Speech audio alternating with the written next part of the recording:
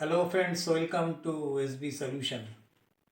आज हम लोग same chapter surface area and volume exercise 13A का क्वेश्चन नंबर 7 से आज हम लोग स्टार्ट करेंगे। चलिए क्वेश्चन नंबर 7 पढ़ करके आप लोग को सुना रहे हैं। An open rectangular system when measured from outside is 1.35 metre long. ये डायग्राम में आपको दिखाया गया है।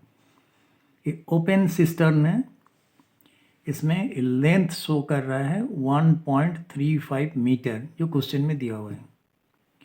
1.08 मीटर ब्रॉड, ये देखिए ये इसका विड्थ हो गया सिस्टर्न का।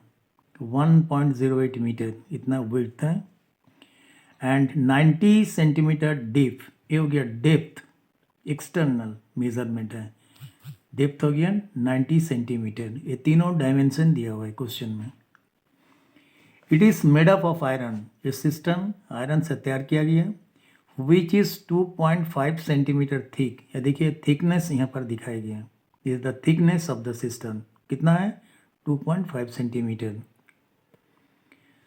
Find the capacity of the system. एक कैपेसिटी का मतलब ही हो गया कि इंटरनल वॉल्यूम हम लोग को कैलकुलेट करना पड़ेगा। इंटरनल वॉल्यूम का मतलब हो गया कैपेसिटी। तो इंटरनल वॉल्यूम कैलकुलेशन होने से कैपेसिटी निकल करके आएगा। तो the capacity of the system and volume of the iron used, ये सिस्टम जो तैयार किया गया है, जो मटेरियल उसका नाम है आयरन, तो उसका वॉल्यूम क्या है उसको फाइंड आउट करना है, और इसका इंटरनल वॉल्यूम फाइंड आउट करना है। सिस्टम का दो चीज़ फाइंड आउट करना है। चलिए स्टेप 1 में दिखाया गया है। लेंथ बताया गया है जैसे 1.35 मीटर यहाँ पर शो किया।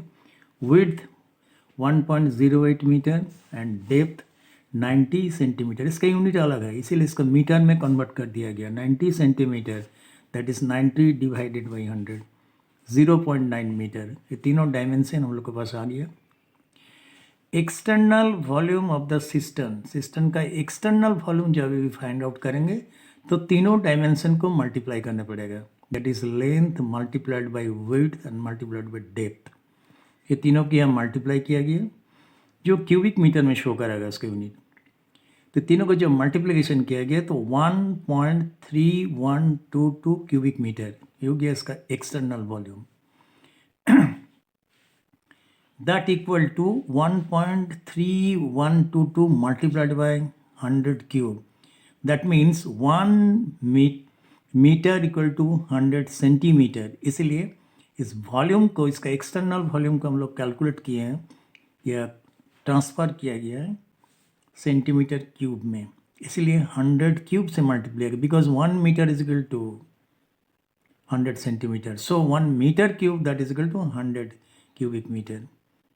जब दोनों को सब मल्टीप्लाई किए तो मल्टीप्लिकेशन करने से इतना आता है, दैट इज 13,12,200 सेंटीमीटर क्यूब। ये गया external volume of the system.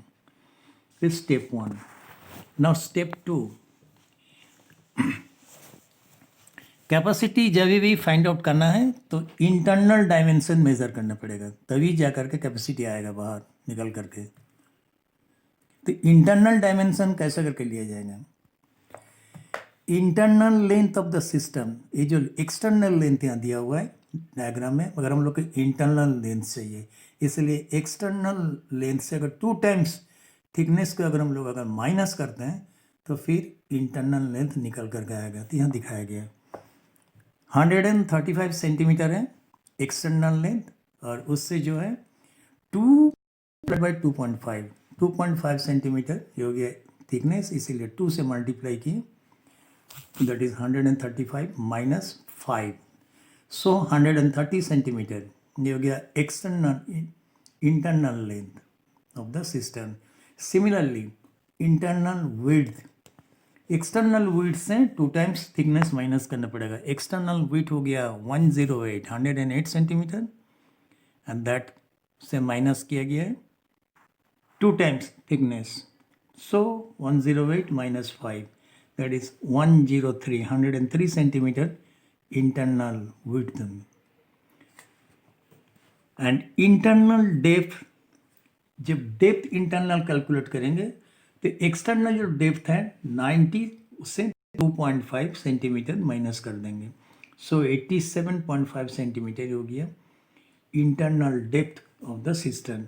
ये तीनों डायमेंशन का जो मल्टीप्लाई किया जाएगा तो कैपेसिटी और इंटरनल वॉल्यूम निकल कर आएगा।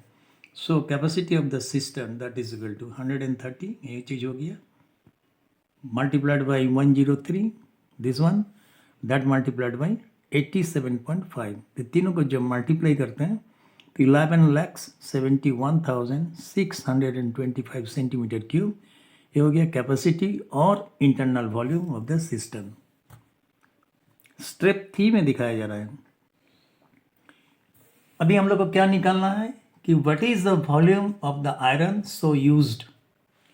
तो आयरन का जो वॉल्यूम और मटेरियल का वॉल्यूम निकालने के लिए external volume minus internal volume, so volume of the iron used.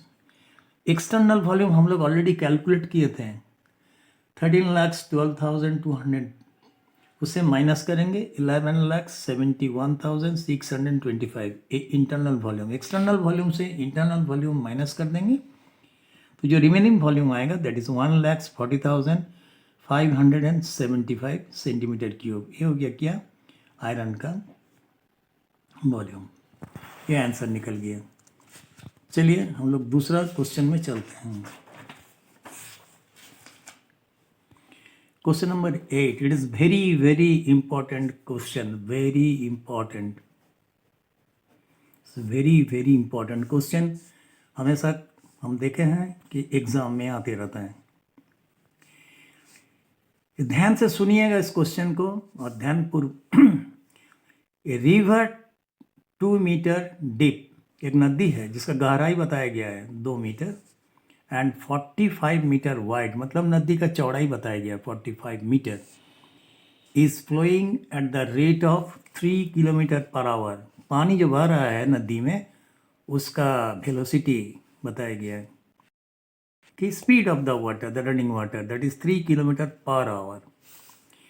Find the volume runs into the sea per metre. समुद्र में 1 मिनट में कितना पानी जाके गिर रहा है, ये चीज हम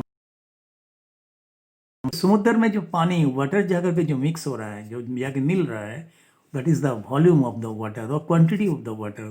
तो उस वाटर का जो हम लोग को निकालना पड़ेगा क्या वॉल्यूम, 1 मिनट में वो क्यूबिक सेंटीमीटर क्यूबिक मीटर में हो सकता है। तो पहले क्या काम करना पड़ेगा कि वाटर का जो फ्लोइंग रेट है that is 3 kilometre per our.